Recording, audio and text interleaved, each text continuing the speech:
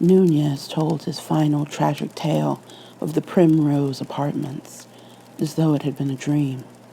Testimony knotted together with conjecture and hearsay.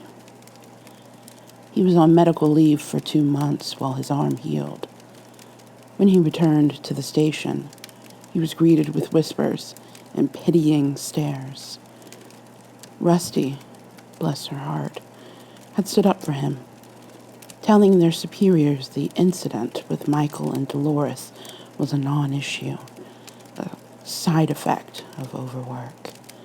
But he guessed the paramedic team had told everyone he was losing it. Luckily for him, he wasn't the only guy on the force rubbed the wrong way by the Primrose Apartments. In fact, even the tenants of the Primrose Apartments seemed put off by the place. According to Officer Otanion, a dust cop that knew everything about everyone, families were jumping ship like rats before a storm. "I can't keep it filled," he said to Nunez over the water cooler. "They're about half capacity now, and that's with subsidies from the county. No one can stay there for long, save the druggies who've already fried their brains. There's a rumor the building's haunted." Others sought him out as well, usually in secluded spaces, always requiring multiple assurances that, as far as top brass was concerned, the conversation did not happen. They'd been to the Primrose Apartments. They'd seen stuff. "It's always the users and the drunks," Officer Anderson murmured excitedly. "Always the same thing. They call us flipping shit because they see some dead family member in the kitchen, or the fucking elevator, or staring down at them from the ceiling. If it were one, I wouldn't be too worried, but it's one every week. Always at that godforsaken dump. Think I'm going crazy," Officer Lou told him late one night after everyone else had left. "Some old lady called us down there because she was convinced her neighbor was stealing from her. Total bullshit. We found her missing antique vase in the closet, right where she'd hid it from the home care nurse, who she also thought was stealing. You know the type. Anyways, I finished up with her, and my partner said she was going to the car, but when I stepped out into the hallway, she was waiting there. We took the elevator down. On the first floor, I stepped out. She didn't follow me. I looked back, and she wasn't in the elevator at all. She just disappeared. This chill came over me, and I ran like a rabbit. I ran back to the car, and I guess I found... Guess who I found? Sitting shotgun, talking on the phone to my dispatch. My partner. I asked her how she got there so fast. She looked at me weird. She said she'd never gone back into the building. Dispatch had requested a landline. She'd been in the car on the phone the whole time. "If you don't mind me asking," Nunez said, "what did the two of you talk about on the elevator?" "That's the thing," Officer Lou replied. "On the elevator, she asked me what I thought the point of life was. We're never really fulfilled, and then we die. It's like we never existed. It's the most depressing conversation I've ever had. I swear, it messed me up for weeks. And I noticed this weird smell, like a wet basement mixed with potpourri." "Yeah," Officer Lou said. "I'd say weed and mold, but that works too." Then Nunez learned about little Thaddeus Wheeler. Thad was 12 years old. He lived on the 4th floor of the Primrose Apartments with his mom, 2 little brothers, half-sister, and niece. Sad story. His mother worked as a CNA at St. Vincent nights. Thad's father had been in the ground for 3 years, shot in the driveway of the house where the family had once lived, likely the victim of a gang initiation. There were photos of him with the kids all over the apartment. Little Thad had been a good student, a good kid, a talented artist, talented enough to make a difference. Had been. Lately, his teacher had reported that Thad was falling asleep in class and falling behind on his work. He ignored his friends and family, while his brothers played video games or rode bikes in the parking lot. Thad would lock himself in his room. His drawings, once of animals and fantasy creatures, had become much darker. Scary things with sharp claws and teeth. Once, a month before, Lydia Wheeler, the mother, called 911 in a panic. When she'd arrived home at 5:30 a.m., Thad was missing.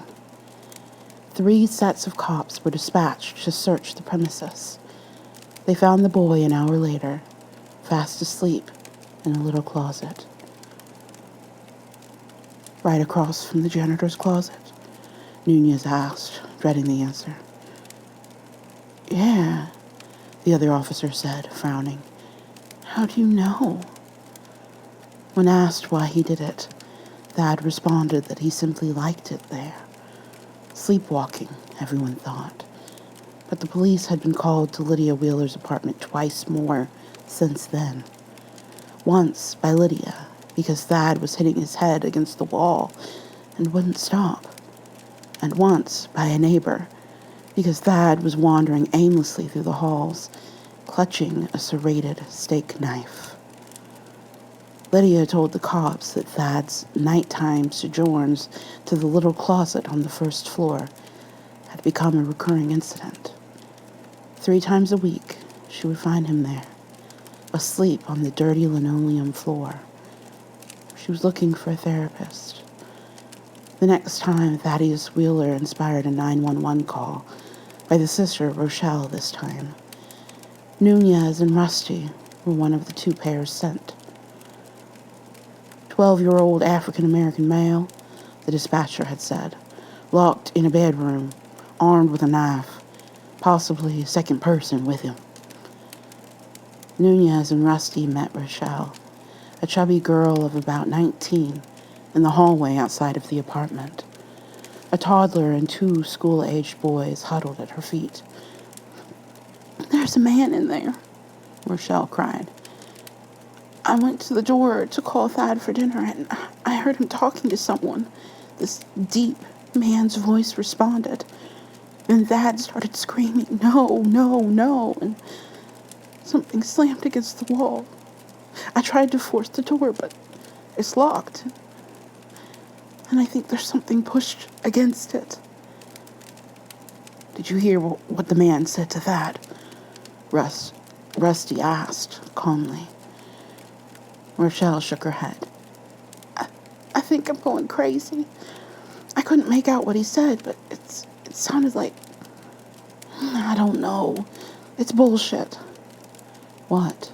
Rusty asked. I thought he sounded like my stepfather, but my stepfather's been dead for years. Rusty herded Rochelle and the children towards the elevator. Guns drawn, Nunez and the other 2 officers entered the apartment. From one of the rooms, they heard a child crying. Coming up on the closed door, Nunez and the second cop positioned themselves. The burliest of the 3 turned his shoulder, took a running start, and ran to the door. Bang! The door slid open. A nightstand had been placed against it. Nunez nearly dropped his gun in shock. The must and potpourri smell hit him in the face like a wave. Little Thad sat on the floor between 2 sets of bunk beds, clad in a wife beater and boxer shorts, holding a steak knife. Up and down his legs and arms were deep, jagged, self-inflicted cuts. His face was swollen and snotty. Upon seeing the two guns pointed at him, he dropped the knife and let out a small cry. "We're not going to hurt you, kid," Nunez heard himself say. The room was completely trashed. There were pictures on the walls. Horrible demons, mutilated humans and animals, flames, torture implements. Upon closer inspections, the drawings were determined to have been completed with both marker and Thad's blood. The paramedics in the Department of Mental Health were called. The apartment was thoroughly searched for the esoteric second party, the man with the deep voice. No one was found. Nunez and Rusty approached little Thad as he sat, shivering on a gurney, the paramedic bandaging his arms. "Hey, buddy," Nunez said amicably. "I'm Officer Carlos. Do you mind if we ask you a few questions?" Thad shrugged. "Okay. Your sister told us she heard you talking to someone in your room. Can you tell us who?" Thad stared. "You're not going to get them in trouble, buddy. We just want to talk to them, make sure they're okay. We're not going to arrest them or anything." "You can't arrest them," Thad said. "He's not human." "Oh?" Nunez responded. "Is he a ghost?" "He's my dad. He's dead. He died, and the angels sent him to hell. He comes and sees me at night. He tells me what to do, so me and my family don't have to go to hell with him when we die." "Oh. What does he tell you to do?" Thad shook his head. He says I have to draw demons every day. And whenever I have a bad thought, I have to hurt myself." The DMH lady came back then, handing a 5585 detainment form to the paramedics. The paramedics lifted the gurney into the ambulance. Rusty stayed back to talk to them. Nunez, brain buzzing, went to start his report. The druggies see their dead family members. That's what Officer Anderson had said. Officer Liu had spoken to his partner, while his partner was in the squad car talking to dispatch. He'd seen Michael's corpse reanimate and assault him. Dolores had seen Michael's corpse hanging in the closet. Michael was alive. Modesto had seen Marisol's ex-husband. The ex-husband was in Washington. Rochelle had heard Thad's father's voice. Thad said his dead father came and visited him. What the heck was going on in that apartment building? The next time Nunez was dispatched to the Primrose was the last. It was some old neighbor lady. He couldn't have said which one. There weren't many tenants left. Of the 17 units that comprised the Primrose, only 10 were filled. This lady had heard yelling coming from the apartment across the hall. A man with a deep voice and either a woman or a young child. The dispatchers immediately recognized the apartment number. Thaddeus Wheeler. Nunez and Rusty used the back entrance. Immediately, Nunez was overtaken by the smell. Musty basement and potpourri. Rusty didn't notice. She headed straight for the elevators. Nunez looked to his right. Thaddeus Wheeler stood in the hallway, between the janitor's storage and the underused little closet where he liked to sleep. Rusty had already disappeared through the double doors. Nunez knew he should have gone after her, but he didn't want to give the kid the opportunity to sneak away. Thaddeus Wheeler was a very troubled little boy. He needed to be institutionalized, not for 72 hours under a 55-85 hold, long term, until his bipolar disorder or schizophrenia or whatever drove him to argue with himself and paint in his own blood was sufficiently tamed by medication. Slowly, outstretched hands in full view of the boy, Nunez started down the hallway. Thaddeus smiled at him when he got close. "Hi, Officer Carlos," Thad said. "Have you figured it out yet?" "Figured what out?" Nunez asked conversationally. "What I am." Thad's smile grew wider, toothed and maniacal. The musty, sweet stench was suffocating. "Let me give you a hint," Thad said. Then his voice changed. It became monotonous, an alien mockery of a human voice. "This will all burn," Thad said, in red-headed corpse, Michael's voice. "You will burn with it." Nunez backpedaled. The smell was intoxicating him, drowning him. Then he noticed Thad's bare arms, the arms that had been violently slashed up several weeks before with a serrated steak knife. There were no scars on those arms. "What?" Nunez sputtered. Thaddeus Wheeler, the thing that looked like Thaddeus Wheeler, laughed. "Bzz, wrong answer," he boomed in a grown man's voice. "I am whatever the fuck I want to be." Then, lightning fast, he pulled open the closet door and vanished within. Burning adrenaline, Nunez followed. He found himself alone in an empty storage closet. The closet was, well, it wasn't what he'd been expecting. He didn't know what he had been expecting. It was a little room, maybe 10 feet by 12, with exposed concrete walls and 2 rickety shelves. A rusted lawnmower sat in one corner, and a pile of molding boxes filled with fluorescent light bulbs rested beside one of the shelves. Cobwebs hung from the ceiling, and the stained linoleum floor was curling. He held his breath. He couldn't bear the smell. Where had Thaddeus gotten to? There was nowhere to hide. Behind him, he heard the door slam shut. He whirled, right hand instinctively reaching for his gun. Standing in front of him, between him and the door, was his grinning doppelganger. The man wore his uniform. Nunez recognized his own pointed nose, unshaven cheeks, and receding hairline. His deep brown eyes and untamed brows. He even stood the same way, feet apart, shoulders hunching forward, leaning on his right leg. The man was Officer Carlos Nunez, and he, like the real Nunez, was reaching for his gun.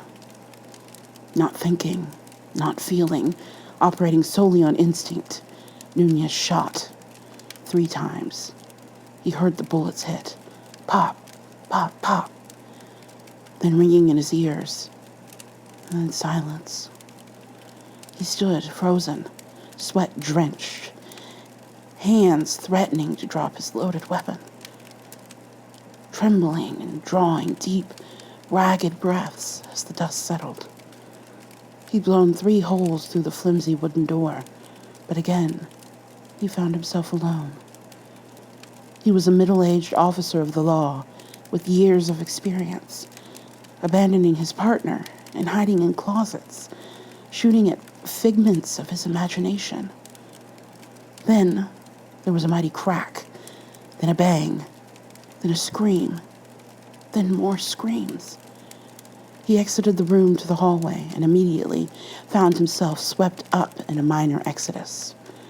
Wide-eyed residents, scantily clad, moms with kids, old couples in sweats, piled out of the stairways, fleeing for the exits, nostrils now clear of the musty, sweet closet stench. Nunez smelled smoke. Then the alarms began blaring. "Fire!" screamed an emaciated middle-aged man, running from the stairwell. Nunez screamed into his radio, insisting that dispatch send every available fire unit to the Primrose Apartments now. He ran up the stairs, crying the alarm, assisting old women with walkers, scooping up toddlers, herding the residents towards the safety of the evening air. When the last stragglers had been evacuated, Nunez surveyed the scene. In the distance, he heard sirens. Then he noticed the residents were all clustered around the same spot in the parking lot, too close to the burning building. A woman screamed. Nunez pushed his way through the throng. A body lay there, sprawled face down, blood pooling around what had been its head. A small, dark form was obviously dead. Spongy gray tissue had been splattered across the asphalt. He fell, someone said, or he jumped. Poor little boy. His broken arms were extended, as though he'd embraced the sky. Then Nunez saw the scars on the shattered extremities, and he knew. It took until the early hours of the morning to extinguish the flames, and weeks to even begin cleaning up the mess. Ambulances came and left. 14 injuries in all. The burn unit at the county hospital must have had an interesting night. The uninjured residents, barred from returning to their apartments by the police and fire barricade, trudged to the bus stop, where the waiting cars of sympathetic friends, those with nowhere else to go, milled around for hours. Finally, a church down the street agreed to take them in. Nunez saw Marisol and her sobbing son, shaking Dolores and stone-faced Michael. Then came the coroner's vans. When the ash had dissipated and the ruined building finally cooled, 9 bodies were recovered. One of them was Rusty, another Lydia Wheeler. Lydia had died of smoke inhalation in her room. It was never confirmed or denied, but whispered among the firefighters that she'd been locked in. A gas explosion had occurred in the kitchen of Lydia Wheeler's apartment. Little Thaddeus lit a match. He set his mother's couch on fire. He turned on the stove, and before the entire floor was engulfed in flames, he jumped out a window. Motives were thrown around. Finally, it was decided that the little boy was a paranoid schizophrenic, and the entire tragedy was a catastrophic side effect of his psychosis. Nunez had expected an ash-chewing, if not a suspension, for chasing spectators while his partner was trapped in an inferno. So, he was much surprised to be greeted as a hero. Some of the people he'd helped out of the building credited him with saving their lives. The human face of the tragedy, as presented by local newscasters, was Rochelle Crane, Thaddeus's older sister. She was lucky. She'd been out of the apartment with her daughter and little brothers at the time, getting ice cream. Rochelle spoke kindly of Nunez, saying he and Rusty had been the only officers who cared about her poor, doomed sibling and mother. They fixed up the building, but, not surprisingly, no one wanted to live there. The stubborn residents who remained until the fire had come to their senses. So, the Primrose Apartments were abandoned, repossessed by the bank. For years, the building remained empty, serving only as a temporary camp for transients and junkies. But they sold it now, Nunez told me, weathered eyes flashing. They sold it to some healthcare corporation. It's going to be a convalescent home. Did you tell anyone what you saw? I asked him. He nodded. The cops I worked with. They said they believed me. There was something weird about that place. Everyone knew it. But the thing with unexplainable crap is no one wants to officially believe you because that would mean they're crazy. He chuckled humorously and shook his head. Fuck it. I think I was crazy. Maybe I should have shown them the tapes. He'd stolen the security tapes from evidence storage. Months and months of footage. They'd been collected by the detective in charge of investigating the fire, per procedure, but were assumed to be worth little. There had only been 3 security cameras installed at the Primrose Apartments, 1 at each entrance and 1 in the elevator lobby, and of the 3, only 2 had been functional. The tapes monitoring the front entrance were useless. The tapes monitoring the elevator lobby left him with more questions than answers.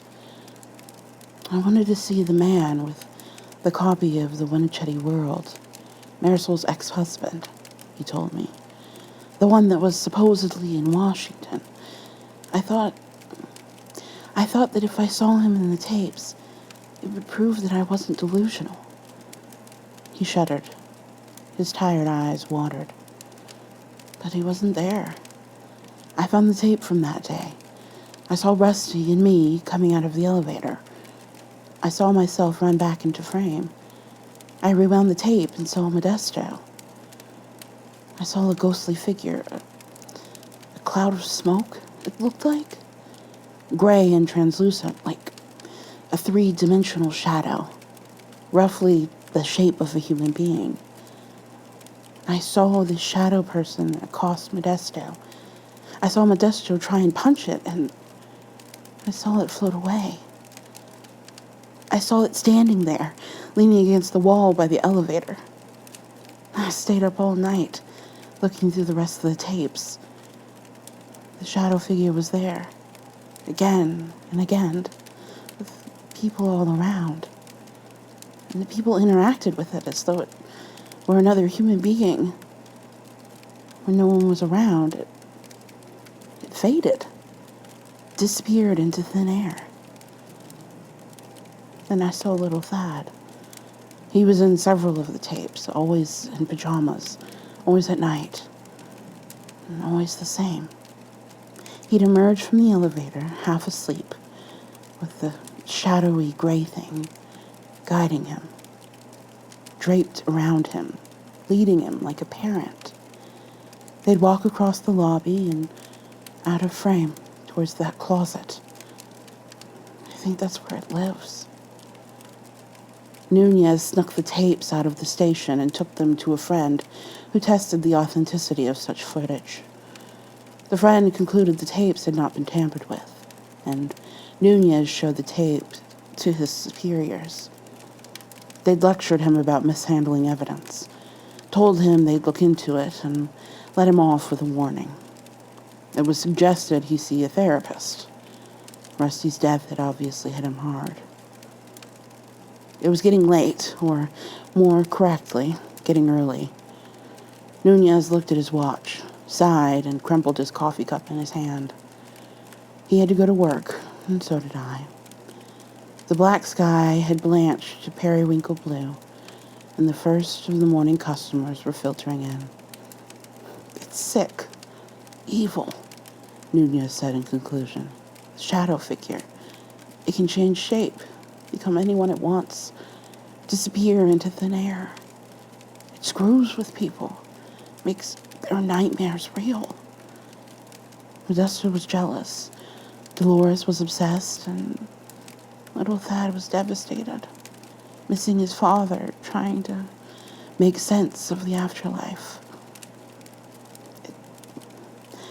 It turned itself into Marisol's ex-husband, Michael, Thad's father. It turned and it tortured them emotionally. It drove Thad crazy. And you? I asked him. He smiled at me, like I'd stumbled over an inside joke. I'm the guy who tells these stories, he said. What's the fun of being an evil spirit if nobody talks about you?